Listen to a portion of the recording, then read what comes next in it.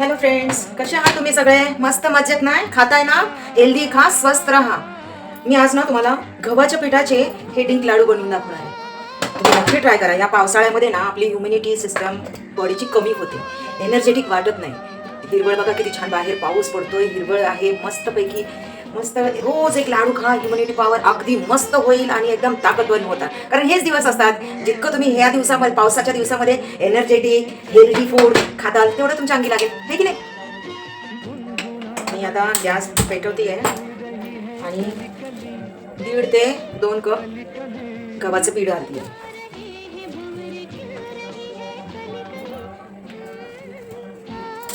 कोणी कोणी बेसन किंवा फुटाणे किंवा तांदळाचं पीठ किंवा बरंच काही काही वापरतात. प्रत्येकाची वेगवेगळी पद्धत, आहे की नाही? आता मी हा गव्हाचं पीठ मस्त भाजून घेते. बघा किती छान मस्त खरपूस स्मेल पण यायला लागला आहे, खूपच छान. आणि पूर्ण असं भाजून झालेलं आहे. बघा कलरही त्याचा चेंज झालेला आहे ना? मस्त याच्यात तूप घातले मी 1 चमचा. जी आपली छोटी पळी असते ना, त्याच्यात तूप घातलेलं आहे. आता तुपात थोडंसं भाजून घेते मस्त, म्हणजे अजून खरपूस असा वास येईल त्याचा. छान सुगंध सुटलाय घरामध्ये तुपाचा आणि पिठाचा.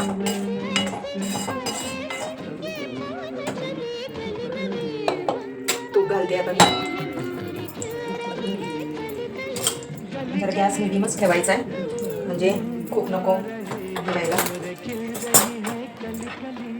आता एक एक वस्तू, जसं खोबरं आहे, खारीक आहे, परत काजू बदाम आहे, ते छान असे खरपूस तुपामध्ये एक एक वस्तू तळून घेते.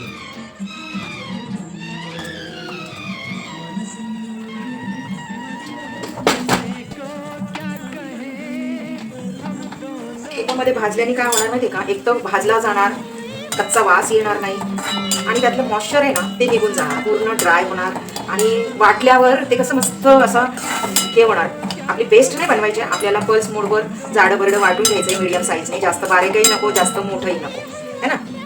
आता सगळ्या एक वस्तू करून मी तळून घेत आहे. मस्त असं लालसर बघा मी भाजून घेतलेलं आहे मस्त. हे बघा मस्त. आता त्याच तुपामध्ये पहिले काजू बदाम टाकते आणि नंतर खारीक टाकते, है ना?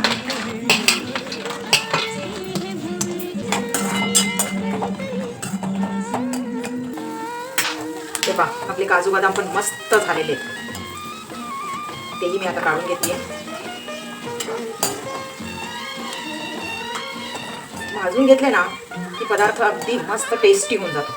त्यातलं मॉइश्चर निघून जातं ना, एकदम खरपूस होतो आणि जास्त दिवस टिकतो. आपण काय लाडू लगेच संपवणार नाहीयेत, है ना? रोज एक खाल्ला तरी ॲटलिस्ट 1 महिना तरी जाईल, है ना? मग तेवढे दिवस ते राहिलं पाहिजे ना आपला पदार्थ व्यवस्थित. म्हणून मग थोडं चांगलं व्यवस्थित भाजून घेतलं ना, त्यातलं मॉइश्चर निघून गेलं ना की मस्त खरपूस होतं. हे पहा, आपले खारीकही मस्त लालसर तळून झालेले आहेत, तेही काढले मी. आता त्याच तुपामध्ये मी थोडासा डिंक घालते.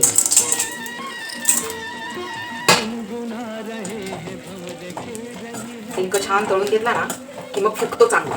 मग फुगला ना चांगला, मग त्याला मिक्सरची गरज नाही, तुम्ही हाताने सुद्धा कुस करू शकता. आणि ह्या पावसाळ्यात, हिवाळ्यात डिंक खाणं खूप गरजेचं, खूप उत्तम. डिंकामुळे तुमची हाडं मजबूत होतात, तुम्हाला भूक चांगली लागते, डायजेशन व्यवस्थित होतं. आणि त्याच्यामुळे हे ड्रायफ्रूट्स असल्याने एक प्रकारची ह्युमिनिटी तुमची बळकट होते. त्याच्यामुळे हा डिंक थोडा तरी पावसाळ्यात, हिवाळ्यात खावा, है ना? आता याला मिक्सरची गरज आहे का? नाही, हाताने सुद्धा तुम्ही कुस करू शकता, है ना?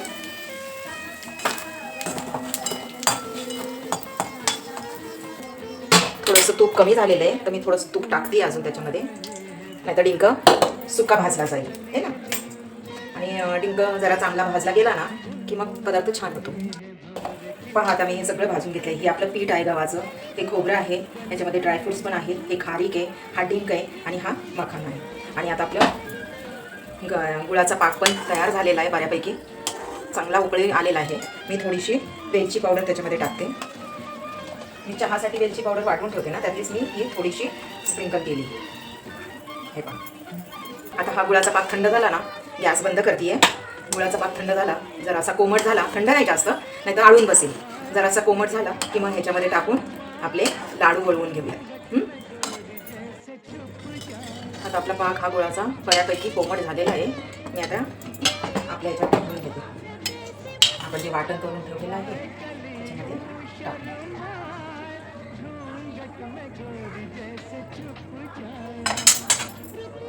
एकत्र करून घेते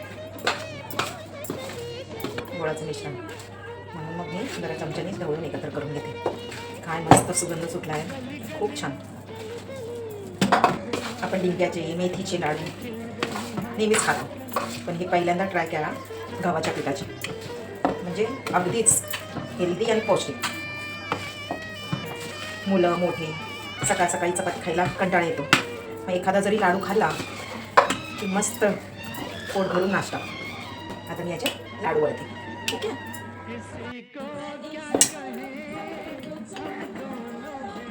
वळवायला सुरुवात केलेली आहे. किती छान झाले तर लाडू, मस्त हेल्दी. थोडंसं कोमटच आहे मिश्रण, त्याच्यामुळे असे चकाकतात आहे. आता जरा थंड झाले की ते आपोआप बांधले जातील आणि सुके होतील.